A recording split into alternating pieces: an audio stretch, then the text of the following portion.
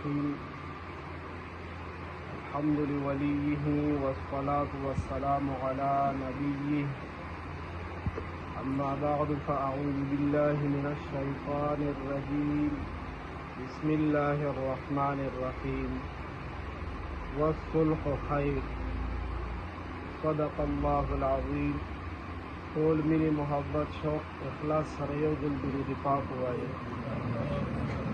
اللهم صل على محمد وعلى آل محمد كما صليت على إبراهيم وعلى آل إبراهيم إنك حميد مجيد.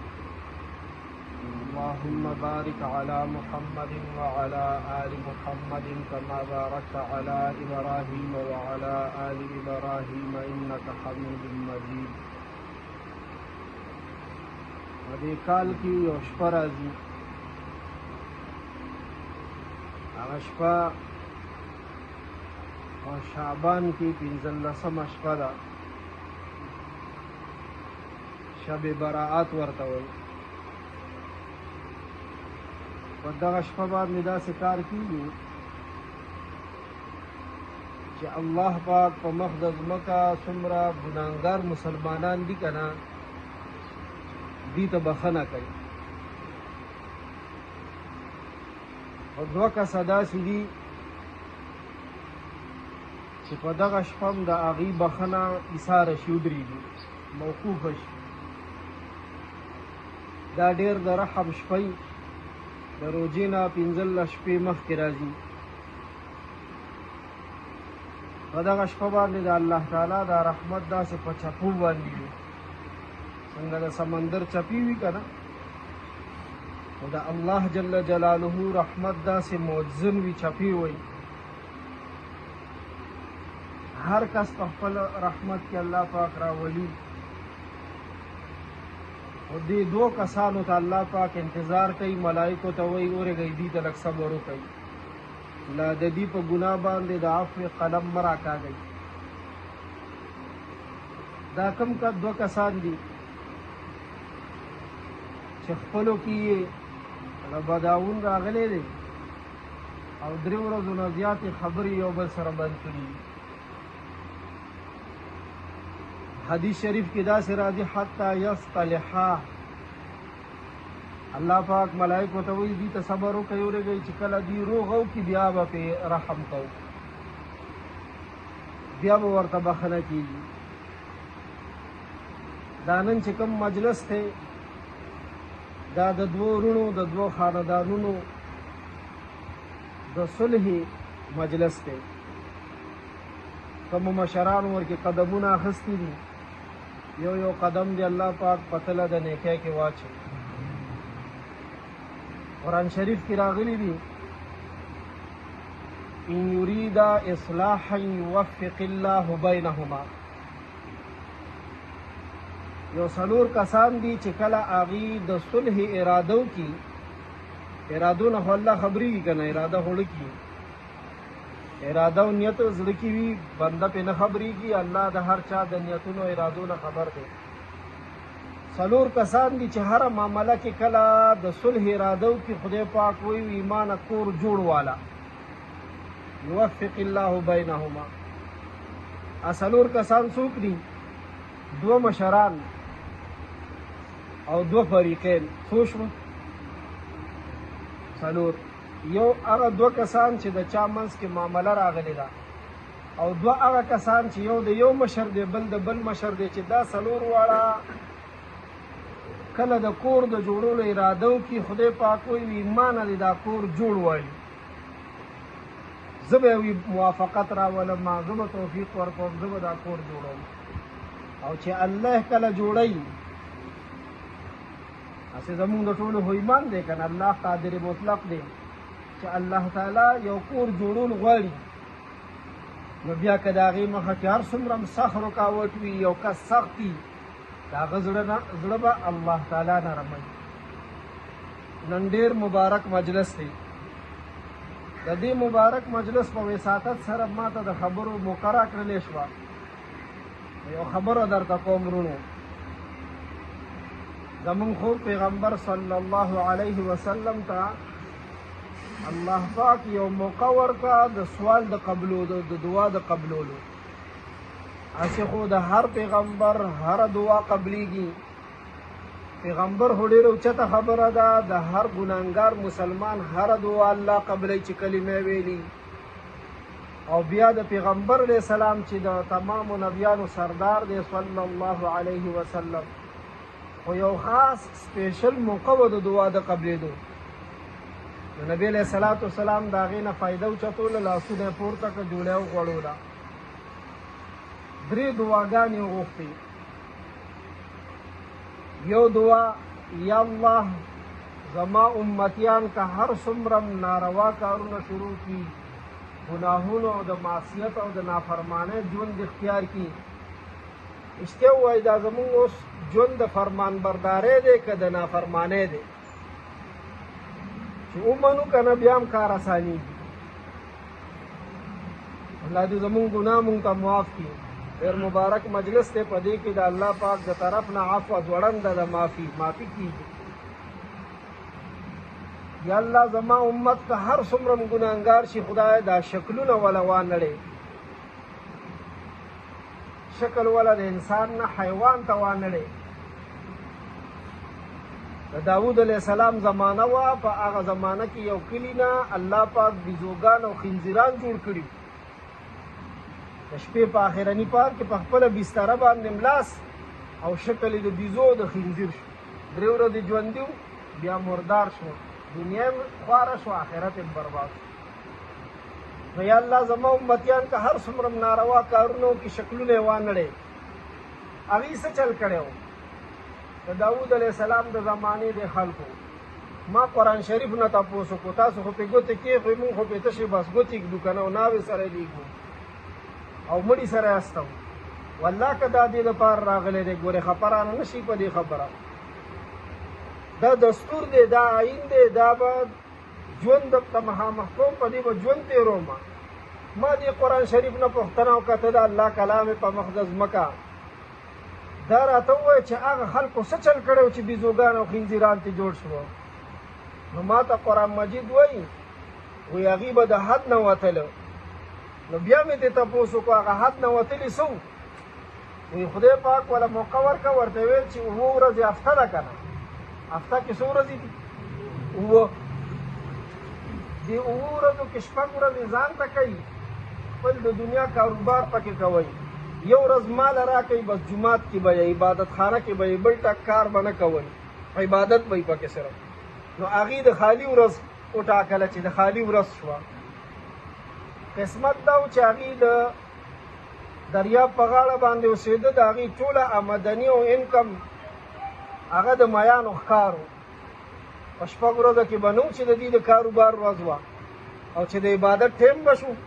قرآن مجید وایي د دې دریاب د پاسه به داسې چپې چپې میان تله، نو هغې ته بیا د چا ودس کېږي؟ الله پاک دې مونږ او تاسو د حرامو نه وساتي. نو دغه غلطي ترې وشوه. مونږ له الله پاک د جمعې ورځ را کړې ده، وایي چې لومبنی بانګ وویلی شي، تر امام تر سلام اړولو پورې، تر خطبې پورې، تر دعا پورې د دنیا ټک کار به نه کوي. مونږ پکې کوو که نه کوو؟ پکې کاروبارونه روان دي که بند دي؟ دکانونه بند دي که روان دي؟ او صرف یو خو نه ده، د اوس وخت کې مونږ او تاسو کې ټولې خامیانې را جمع شوي دي د مخکینو امتونو چې په کومه باندې هغې هلاک شوي دي. خو شکل هم ولې نه بدلېږي؟ چا دعا کړې ده؟ نبی علیه الصلاة والسلام. 2مه دعا یې وکړه، دا قبوله شوه. 2مه دعا یې وکړه، یا الله که هر څومره نافرماني شروع کړي، نو ټول په یو جارو مه کړي. د شعیب علیه السلام قوم و. قرآن مجید وایي چې د ګاک نه به یې څه شی ځان ته تللو، دروند به یې تللو، چې ګاک ته به یې کله تللو سپک به یې تللو، دوکه به یې کوله، نابتول کې به یې کمې کولو. نو الله پاک ورسره داسې کار وکړو چې ګرمي پې سخته راوسته، نه په کوټه کې ولا آرام ورتلو، نه یو ځای کې آرام نه ورتلو. دې دوران کې پې الله پاک وریځ راوالوزوله. قرآن مجید ګواه دی د دې. هغه وریځې لاندې یخه هوا راغله، دوی ورته ګریوانونه کولو کړو، ځکه ډېر سخت ګرمی والي. نر ښځې لوی واړه زاړه بغیر سسپایي الله پاک دغه ورځې لاندې جمع کو دی وی چې اوس به باران کېږي او باران به انجوای کوو مزې به تللو لطفاندوز کېږو به ترې نه هغې نه باران ونه ورېدو هغې نه اور وورېدو په هغه ځای باندې الله پاک ختم کړو د نبي علیه السلام په سترګو کې دغه غړېده مونږ او تاسو ناب تول کې کمې کوو که نه کوو ناب تول کې کمې خو مونږ نه غواړه د هغې ریکارډونه هم مات کړي دي خو چې دا بچ یو د چا په دعا بچ یو پیغمبر علیه السلام صلی الله علیه وسلم مونږ باندې د خپل پیغمبر ډېر احسانات دي مونږ باندې د خپل پیغمبر ډېر احسانات دي درېیمه دعا وکړه یا الله که زما امت هر څومره نافرمان شي نو خدای د بدۍ دشمنۍ عداوت نه وساتي وړونه یو بل ته پاک وساتي نو زمونږ زړونه پاک دي که خیرن دي یو بل ته سم دا کرپوري ډېران ته جوړ دی الله پاک دې زمونږ زړونه صفا کړي نو الله پاک دا دعا قبول نه کړه پیغمبر علیه السلام الله دې په الله د چا زور نه چلیږي او محمد علیه السلام خدای مه ګڼه بېشکه چې بنده دی نور یې کل واړه صفات دي په رښتیا عبدالرحمن بابا خبره خلاصه کړې ده خدای یو دی خدای سره په خدای کې بل څوک شریک او په مخلوقاتو کې د ټولو نه اوچته مرتبه د محمد رسول الله صلی الله علیه وسلم دا سوال موقوف شو قبول نشو الله فرمایل ستا امت چې نافرمانه شي بزوګان خنزیران ته نه جوړو ستا امت چې نافرمانه شي نو په یو جاروی نه جارو کوم خو ستا امت چې کله نافرمانه شي نو بیا به په دشمنۍ اړو او زه ستا د مخه چې تا دعا کړې ده په یو ځل نافرمانۍ باندې به ترې نه ناراضه کېږم په دوه ځل نه په لس ځل نه په شل ځل نه په دېرش ځل نه په څلوېښت ځل نه په پنځوس ځل نه په شپېته ځل نه پوره اویا ځل چې ما ناراضه کړي او دی د خطا نه هم داسې نه وایي چې الله ما معاف کړه بیا به په بدۍ اړو نن د دغه اور نه چې دا دوه خاندانونه خلاص شو په دې پوه شئ چې چېرته به چا دعا کړي تور سرو به دعا کړي سپین سرو به دعا کړي سپین ګیرو به دعا کړي خانه کعبې سره عمرې والو ته به هم ویلي چې دعا کوه زموږ معامله ده هغه دعا به قبوله شوي د الله لار کې به څوک وتی چېرته پیر صاحب به دعا کړي حاجي صاحب به دعا کړي هغه قبوله شوې ده نن چې مونږ او تاسو د دامره لوی عذاب نه خلاص شو د عذاب نه خلاص شوې د یونس علیه السلام قوم دی یونس علیه السلام ورسره ډېره خواري وکړه نینوا ښار دی آبادي ده ډېره خواري ورسره وکړه خو بس هغه ټس نه مس کېده نو بس یونس علیه السلام ته خفه شو د شپې ترې نه ووتو دا خلک په دې پوهېده چې سهار یې وکته د یونس علیه السلام چې کومه ډېره وه کومه عبادتخانه وه کوم ځای کې به ناسته پاسته کوله ډېر یې وکتو یونس علیه السلام نه و بس دی په خپل ځان پوه شو دوی په دې مسله پوه چې پیغمبر د چا نه مرور شي که نه بس دا قوم بیا هلاکېږي عذاب راځي علما خفه نه کوي ګورئ عالمان ناراضه نه کوي ګورئ عالمان د جومات او د محراب او د مصلي وارثان دا ناراضه نه کوي ګورئ ځکه د نبي علیه السلام نه وروسته بل نبي او بل پیغمبر راځي تاسو ما ته غوږ نه دی لکه چې ګرمۍ ته هم پام دی دا خو سمه خبره ده د نبي علیه السلام نه بعد بل پیغمبر شته او انسانان پیدا کېږي که نه د دې د اصلاح دپاره الله څوک پیدا کړي دي علما کرام دا ذمهداري د هر امتي ده په دې پوه شو چې پیغمبر مونږ نه جدا شي زمونږ هلاکت دی یونس علیه السلام داسې تللی دی هغه الله مخکې ازمایش کې واچولو د مۍ ګېډې ته ورسېدو او دې قوم داسې کار وکړو چې نرو ښځو لوی وړو تر دې پورې چې څاروین ځان سره یو میدان ته وویستلو د رښتیا وې الله ته وجړل د رښتیا وې الله پاک ته سمې کوکارې ووالي دا ماشومان یې د میندو نه جدا کړو دوی چغې ووالي چې الله پاک رحم رالوی عذاب داسې ځوړند او واپس شو په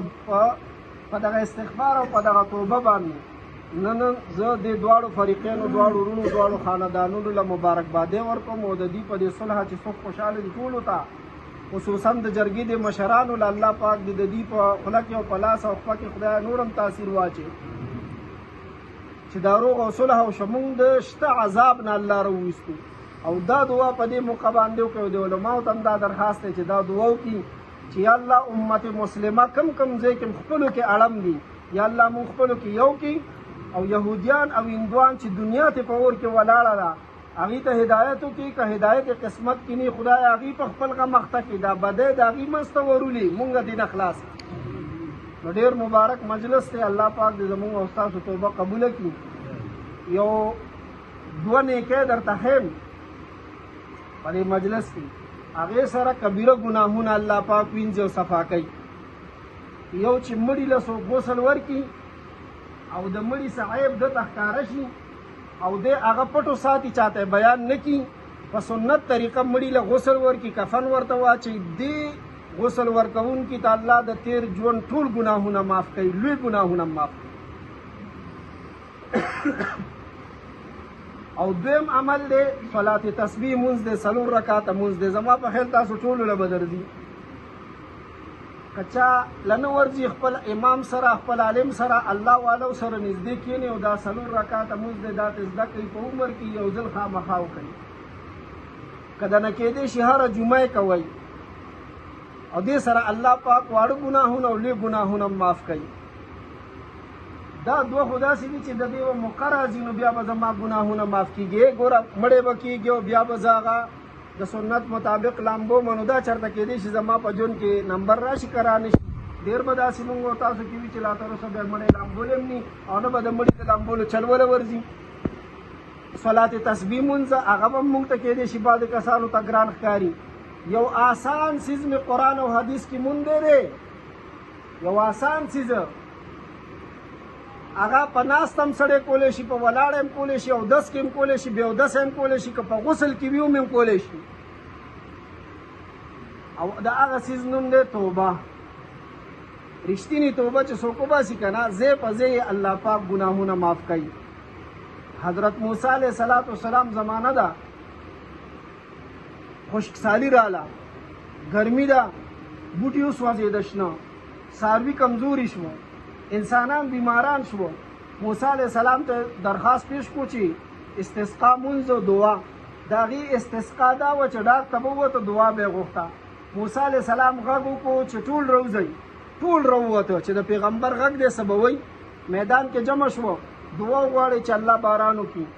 مخکې به چې موسی علیه السلام ایله لاسونه پورته کړ الله به وریځ راوسته او موړ باران به وشو